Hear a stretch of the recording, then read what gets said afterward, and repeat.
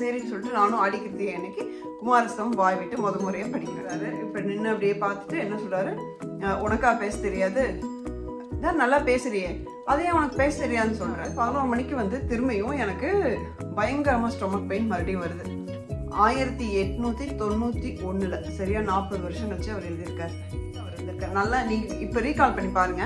நான் தூங்குறதுக்கு முன்னாடி கேட்ட பாட்டு வந்து சண்முக கவசம். இந்த விஷயத்தெல்லாம் சொல்லி கேட்குறேன். அவர் வந்து நீங்கள் முடிஞ்சா எனக்கு நீங்கள் என்ன பார்த்தீங்களோ அதை வந்து முடிஞ்சா வரைஞ்சி, இது மாதிரி இன்னும் ஒரு விரதம் இருக்கு. அது நிறைய பேருக்கு அது விரதம்னே தெரியாது. அது என்ன அப்படின்னா, என்னோட விஞ்ச்கார் வந்து பாமன் சுவாமிகள் அப்படின்னு சொல்லிட்டு நான் மனசார ஏற்றுக்கிட்டேன். முருகாசரணம். நாவில் சரஸ்வதி நற்றுணையாக காக்க காக்க கனகவேல் காக்க.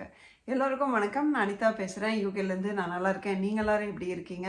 என்னை ஆதரிக்கும் அந்த பரம ரகசிய சக்தி என்னை நம்பினோரை ஆதரிக்காது நிற்குமோ ஐயம் வேண்டாம். இந்த சொற்கள் தான் இந்த வீடியோ நான் போடுறதுக்கு காரணமாக இருந்தது. அந்த என்ன அப்படின்னு தெரிஞ்சுக்கிறதுக்கு முன்னாடி நம்ம சேனலை சப்ஸ்கிரைப் பண்ணாதவங்க சப்ஸ்கிரைப் பண்ணிக்கோங்க. நம்ம சேனல் வீடியோஸை வந்து உங்களுக்கு பிடிச்சிருக்கும் பட்சத்தில் லைக் பண்ணிக்கோங்க. நீங்கள் லைக் பண்ண யூடியூப் வந்து நிறைய பேருக்கு அதை வந்து ரெக்கமெண்ட் பண்ணுவாங்க. அதனால் மறக்காமல் வந்து ஒரு லைக் பண்ணிக்கோங்க. உங்களுக்கு வீடியோ பிடிச்சிருந்தா மட்டும் லைக் பண்ணிக்கோங்க. நான் சொன்ன அந்த சொற்கள், என்னை ஆதரித்த பரம ரகசிய சக்தி என்னை நம்பினோரை ஆதரியாது நிற்குமோ ஐயம் வேண்டாம். இது சொன்னது யாரு அப்படின்னா நம்மளுடைய பாமன் சுவாமிகள். இது நமக்கு எல்லாருக்கான வார்த்தைகள். அது அப்படின்னா, என்னை ஆதரிச்ச அந்த முருகன் என்ன நம்பினவங்களை எல்லாரும் ஆதரிக்காம போயிடுவாரா, அப்படி ஒரு டவுட்டே உங்களுக்கு, ஒரு சந்தேகமே வேண்டாம் அப்படிங்கிறது தான் அதுக்கு அர்த்தம். பாமன் சுவாமிகள் பொறுத்தளவுக்கும் என்ன ஒரு மிக சிறப்பான ஒரு விஷயம் அப்படின்னா, அவர் மட்டும் முருகரோட அருள், அவர் மட்டும் முருகரோட தரிசனம், வரம் எல்லாத்தையும் வாங்கிக்கணும் அப்படின்னு நினைக்காம, அவரையும் அவரை சுற்றி இருக்கிற அத்தனை பேருக்கும் அது கிடைக்கணும் அப்படிங்கிற ஒரு தீவிரம் அவர்கிட்ட இருந்தது. அது எனக்கு ரொம்ப பிடிக்கும். பாமன் சுவாமிகள் எனக்கு ஒரு விஞ்ச்கார் அப்படிங்கிற மாதிரி நான் தம்ப்நெயில் போட்டிருந்தேன். இதுக்கு பின்னாடி என்ன இருக்குது, இப்போது போன வாரத்துலேருந்து நடந்த சம்பவங்கள் தான் சொல்ல போகிறேன். அது வந்து ஒரு தேர்ட் பர்சனாக நானே என்ன நடந்தது அப்படின்ட்டு உங்களோட ஒன்றா ஒரு விலகி நின்று என்ன நடந்தது அப்படின்னு சொல்லி பார்த்து அதை நம்ம இப்போ பேச போகிறோம். சில விஷயங்களை வந்து சில சமயம் நம்ம வந்து அகன்று போய் யோசிக்கணும், சில சமயம் நம்ம ஆழமாக போய் யோசிக்கணும். அந்த மாதிரி ஒரு இன்சிடென்ட்ஸ் தான் போன வாரம் நடந்தது. நான் உங்களுக்கு சொல்கிறேன். போன வாரம் உங்களுக்கு தெரிஞ்சிருக்கும், ஆடி கிருத்திகை அன்னைக்கு செவ்வாய்க்கிழமை நான் பாமன் சுவாமிகள் பற்றி ஒரு வீடியோ போட்டிருந்தேன். அடுத்தது பாமன் சுவாமிகள் பற்றி பேசலாமா அப்படிங்கிற ஒரு எனக்குள்ள ஒரு கேள்வி வந்த போதே முருகர்கிட்ட இருந்து எனக்கு ஸ்ட்ரெயிட்டாக ஸ்ட்ராங்காக ஒரு சப்ஸ்கிரைபர் வழியாக ஒரு இது வந்தது. அடுத்தது நீ பாமன் சுவாமிகள் தான் பேசுகிற அப்படிங்கிற மாதிரி ரொம்ப ஒரு இன்ஸ்ட்ரக்டிவாக வந்திருந்தது. அப்போ எனக்கு புரிஞ்சிச்சு, ஓகே இது முருகரோட ஒரு நமக்கு உணர்த்துறது, பாமன் சுவாமிகள் தான் பேசணும்னு சொல்லிட்டு அதுக்காக நான் வந்து ஒர்க் பண்ண ஆரம்பித்தேன். பாமன் சுவாமிகள் பற்றி எனக்கு முன்னாடியே வந்து அவரை பற்றி கேள்விப்பட்டிருந்தாலும் ரெகுலராக அவரை நான் சாமி கும்பிடும்போது நினச்சி கும்பிடுற பழக்கம் எனக்கு அப்போ வரைக்கும் இருந்ததில்லை. அந்த வீடியோ பண்ணும்போது ஃபுல்லாக ஒரு 7-8 மணி நேரம் வந்து நான் சுவாமிகளோட வாழ்க்கைக்கு உள்ளேயே போய் என்ன நடந்திருக்குது, எனக்குள்ளேயும் வந்து அவரை பற்றி கேள்விப்படும்போது சில கேள்விகள்லாம் இருந்தது. அதுக்கான பதில் எல்லாமே தேடி தேடி தேடி ஒரு 7-8 மணி நேரம் வந்து ஃபுல்லாக ஒர்க் பண்ணி அப்புறம் தான் அந்த வீடியோ நான் க்ரியேட் பண்ணேன். ஒருவேளை அந்த வீடியோ நீங்கள் வந்து இதுக்கு முன்னாடி பார்க்கலன்னா நீங்கள் வந்து இந்த வீடியோ பார்த்துட்டு கண்டிப்பாக அது பாருங்கள். ஏன்னா அந்த வீடியோவோட முடிவில் உங்களுக்கு சுவாமிகளை ரொம்ப பிடிக்க ஆரம்பிச்சிடும். அதே மாதிரி தான் நான் ரொம்ப ஆழ்ந்து அது வந்து அந்த வீடியோ பண்ணேன். வீடியோ பண்ணி முடிச்சுட்டு என்னாச்சு, எனக்கு அதுலேருந்து ஒரு 2 நாளைக்கு பாமன் சுவாமிகள்லேருந்து என் மனசை வந்து வெளியவே வரல அப்படின்னு சொல்லணும். நான் செவ்வாய்க்கிழமை அன்னைக்கு வீடியோ போடுறேன். வீடியோ போட்டோடனே எனக்கு அந்த வீடியோ பார்த்துட்டு ஒரு ஐயா வந்து அவர் எனக்கு வாட்ஸ்அப் பண்ணணும் அப்படின்னு சொல்லிட்டு நம்பர் கேட்குறாரு. நான் கொடுக்குறேன், கமெண்ட் வழியாக கேட்குறாரு. அவருக்கு அவ்வளோ சந்தோஷம். நம்ம ஐயாவை பற்றி நீங்கள் பேசியிருக்கீங்க, ரொம்ப சந்தோஷம், உங்களுக்கு வேணுங்கிற இன்ஃபர்மேஷன்லாம் சொல்லுங்கள். நான் ஐயாவோட வீட்டுக்கே போயிருக்கேன், அங்கே இருக்கிற ஃபோட்டோஸ்லாம் நான் உங்களுக்கு அனுப்பிச்சி விட்றேன். உங்களுக்கு என்ன தகவல் வேணுமோ நீங்கள் வந்து கேளுங்க, நான் உங்களுக்கு எடுத்து தர முயற்சி பண்ணுறேன் அப்படின்னு சொல்லி ரொம்ப ஒரு எக்ஸைட்டடாக அவங்க சொல்கிறாங்க. எனக்கும் வந்து அந்த மாதிரி ஒரு கான்டாக்ட் கிடச்சது ஆச்சரியமாக இருந்தது. அப்போ நான் அவர்கிட்ட கேட்குறேன், இது வரைக்கும் நான் சுவாமிகளை வந்து பூஜை பண்ணும்போது கும்பிட்டதில்லை. இந்த வீடியோவுக்காக வந்து நிறைய நினச்சி ஐயா என் கூட இருங்கன்னு சொல்லிட்டு அவரை வந்து கூட வச்சுக்கிட்டே தான் நான் அந்த வீடியோ ஃபுல்லாக மேக் பண்ணேன். ஆனால் ரெகுலராக நான் சாமி கும்பிடும்போது எனக்கு பாமன் சுவாமிகளை கும்பிடணும் அப்படின்னு சொல்லிட்டு இது வரைக்கும் நான் கும்பிட்டது இல்லை. அதுதான் உண்மை. அவர் சொல்கிறாரு, இன்றைக்கி ஆடி கிருத்திகை செவ்வாய்க்கிழமையாக இருக்குது, நீங்கள் இன்றைக்கே வந்து குமாரஸ்தவம் வச்சு ஸ்டார்ட் பண்ணுங்கள், குமாரஸ்தவம் படிங்க. குமாரஸ்தவம் கேள்விப்பட்டிருக்கேன், ஆனால் வந்து வாய் விட்டு படித்ததே இல்லை. சரின்னு சொல்லிட்டு நானும் ஆடி கிருத்திகை அன்னைக்கு குமாரஸ்தவம் வாய் விட்டு முறையாக படிக்கிறேன். இது செவ்வாய்க்கிழமை. எனக்கு திங்கக்கிழமையிலேருந்தே பார்த்தீங்கன்னா கொஞ்சம் கொஞ்சமாக அந்த உடம்பு சரியில்லாமல் இருந்துட்டு இருந்துச்சு. அப்படி இருக்கும்போது கரெக்டாக புதன்கிழமை வந்து எனக்கு நல்லாவே உடம்பு சரியில்லாமல் போகுது. ரொம்ப வந்து ஸ்டொமக் பெயின் ரொம்ப ஒரு மாதிரி இருக்குது. ஸோ புதன்கிழமை என்ன பண்ணுறேன், காலையில் எனக்கு சண்முக கவசம் கேட்கணும் அப்படிங்கிற அந்த ஒரு ஆசை வந்து ரொம்ப வருது.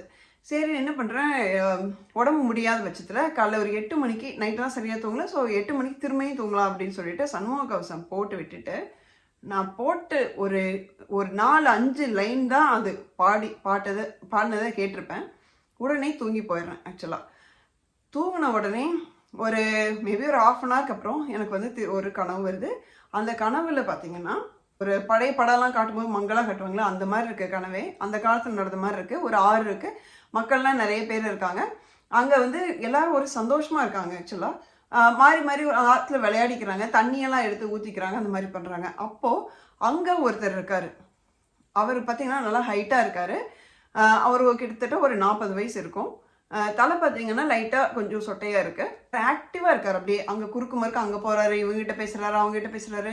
நல்லா வந்து சந்தனமும் குங்குமமும் நல்லா ரவுண்டாக பெருசாக வச்சுருக்காரு. ஒரு மாதிரி கண்ணை வந்து ஒரு மாதிரி ஷார்ப்பாக இருக்குது. இந்த மாதிரி இருக்குது. நான் ஏன் இவ்வளோ டீட்டெயில் சொல்கிறேன் அப்படின்னு உங்களுக்கு அப்புறமா புரியும். இந்த மாதிரி ஒருத்தர் இருக்கார். இருக்கார். அவர்கிட்ட வந்து நான் சொல்கிறேன், எனக்கு ரொம்ப உங்களவுக்கெல்லாம் பேச வராது ஐயா அப்படின்னு சொல்கிறேன். உங்களவுக்கெல்லாம் பேச வராது, ஏதோ சொல்கிறேன். எனக்கு இந்த லைன் மட்டும் தான் ஞாபகம் இருந்துச்சு. அப்புறம் வந்து கொஞ்ச நேரம் கழிச்சு அவர் எங்கேயோ போயிடுறாரு. திரும்பி வர்றாரு. வந்தபோது நான் யார்கிட்டயும் பேசிகிட்டு இருக்கேன். பேசும்போது அவர் வந்து என்னை அப்படியே இப்படி பார்க்குறாரு. இப்போ நின்று அப்படியே பார்த்துட்டு என்ன சொல்கிறாரு, உனக்கா பேச தெரியாது, தான் நல்லா பேசுறியே, அதையே உனக்கு பேச தெரியாதுன்னு சொல்கிற அப்படின்னு ஒரு மாதிரி அதிகாரமாக கேட்குறாரு. நான் ஒரு மாதிரி ஆயிடுச்சு எனக்கு. நான் உடனே சொல்கிறேன், இல்லை பேசுவேன் நான், ஆனால் உங்களவுக்கெல்லாம் பேச வராது. இப்போ நீங்கள் என்கிட்ட ஏதோ ஒன்று கேட்டிங்கன்னா அதுக்கு எனக்கு பதில் தெரியுமான்னு தெரியல, அதனால் வந்து எனக்கு பேச முடியாதுல்ல அப்படிங்கிற மாதிரி எதுவும் சொல்கிறேன் நான். சொல்லும்போது என்னாச்சு, கரெக்டாக என் பையன் வந்து என்னை எழுப்பிட்டான்.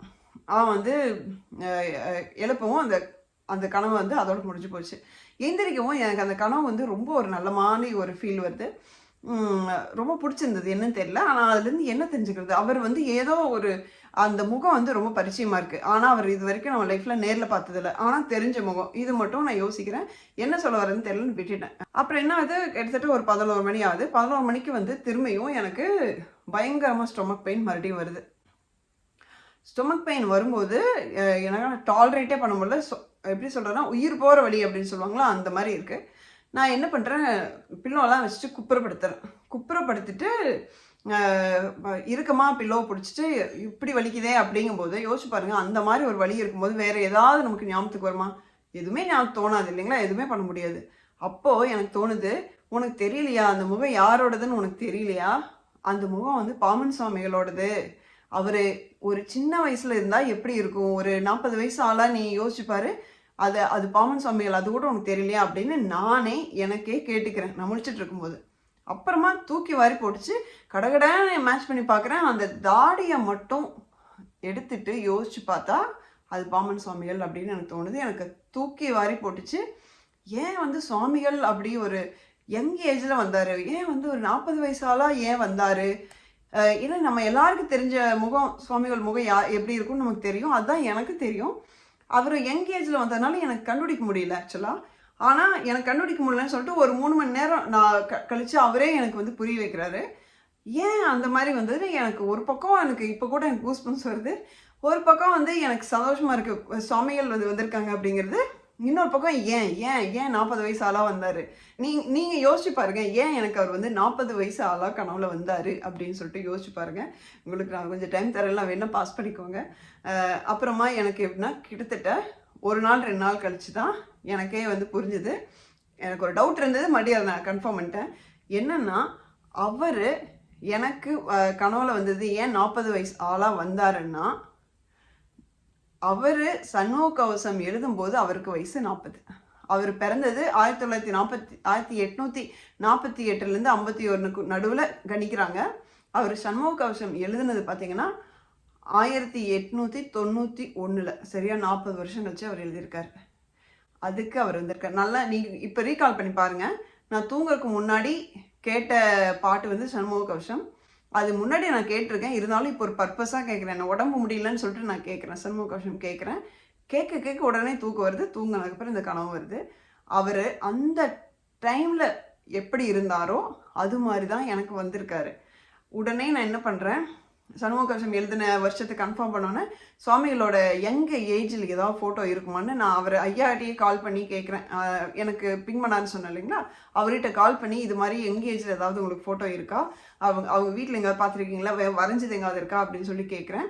இந்த விஷயத்தெல்லாம் சொல்லி கேட்குறேன். அவர் வந்து நீங்கள் முடிஞ்சால் எனக்கு நீங்கள் என்ன பார்த்தீங்களோ அது வந்து முடிஞ்சால் வரைஞ்சி ஷேர் பண்ண முடியுமா அப்படின்னு சொல்லி கேட்குறாரு. என்னோட சான்ஸ் கிடைக்கும் போது கண்டிப்பாக யாராவது ஒருத்தவங்க வரைகிறவங்களை வச்சு கண்டிப்பாக அதை வந்து நான் ஒரு வரைபடமாக கொண்டு வரக்கு கண்டிப்பாக ட்ரை பண்ணுறேன். அப்போ உங்களுக்கு வந்து ஷேர் பண்ணுறேன். ஊரில் இருந்தால் இதெல்லாம் கண்டிப்பாக பண்ணிடுவேன். எனக்கு வந்து அப்போ என்ன புரிஞ்சிச்சு அப்படின்னா, நான் ஆல்ரெடி அந்த வீடியோலையும் சொல்லியிருப்பேன், சண்முக கவசத்தை பற்றி நம்ம வந்து டீட்டெயிலாக மறுபடியும் பார்க்கலாம் அப்படின்னு சொல்லியிருப்பேன். அதுக்கு சுவாமிகள் வந்து கொடுத்த ஒரு ஆசீர்வாதமாக நான் நினைக்கிறேன். இது எல்லாருக்கும் கண்டிப்பாக சொல்லணும் அப்படிங்கிறது எனக்கு தோணுச்சு. ஓகே, இதில் இன்னொரு முக்கியமான ஒரு விஷயம் நீங்கள் வந்து பார்க்கணும். ஏன் சுவாமிகள் திடீர்னு என்ன நெருங்கி வந்தார் அப்படிங்கிறது நீங்கள் யோசிச்சிங்கன்னா, நான் வீடியோ பண்ணுறதுக்காக முன்னாடியே எனக்கு சுவாமிகளுக்கு அது தெரிஞ்சாலும் நான் உணர்வுபூர்வமாக ஒரு 8-10 மணி நேரம் அவரையே நினச்சிட்டு அந்த வீடியோ பண்ண, அவரோட வாழ்ந்த அந்த காலகட்டத்துக்கு உள்ளேயே போய் ஒவ்வொரு விஷயமா என் மனக்கண் முன்னாடி கொண்டு வந்து நான் அதை அனுபவித்து தான் உங்களுக்கு அந்த வீடியோவில் வந்து நான் பேசியிருப்பேன். அதான் சொன்னேன், அந்த வீடியோலேருந்து என்னால் வெளியே வர முடியல அப்படின்னு சொல்லியிருந்தேன். அங்கே தான் நான் அவரை வந்து என் மனசளவில் ரொம்ப நெருங்கி போகும்போது அவரும் அதை ஏற்றுக்கிட்டாரு அப்படிங்கிற விஷயந்தான். இங்கே நான் ஒரு தேர்ட் பர்சனாக நின்று இந்த விஷயத்த வந்து நான் பார்க்கும்போது எனக்கு தோணுது, நாம் சில பாராயணங்கள் பண்ணலாம், கடுமையான விரதங்கள் இருக்கலாம், சில சமயம் நேர்த்திக்கடன் ஏதாவது நீங்கள் வந்து பாத யாத்திரை போகிறது, காவடி எடுக்கிறது, இது மாதிரி நம்ம செய்யலாம். இது மாதிரி இன்னும் ஒரு விரதம் இருக்குது. அது நிறைய பேருக்கு அது விரதம்னே தெரியாது. அது என்ன அப்படின்னா, ஒரு நல்ல நாளோ அல்லது ஒரு வாரமோ அதை எடுத்துகிட்டு முருகரை பற்றியோ இல்லை உங்களுக்கு பிடிச்ச எந்த சித்தர்கள் எந்த அடியவர்களை பற்றியோ நீங்கள் வந்து அவங்கள நினச்சிட்டே இருக்கிறது. அதுதான் என்னையும் அறியாமல் நான் பண்ணியிருக்கேன் ஆக்சுவலாக.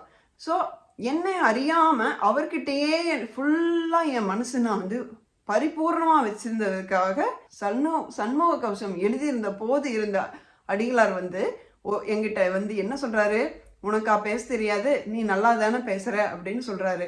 அதுக்கு ஏதோ ஒரு அர்த்தம் கண்டிப்பாக இருக்குது.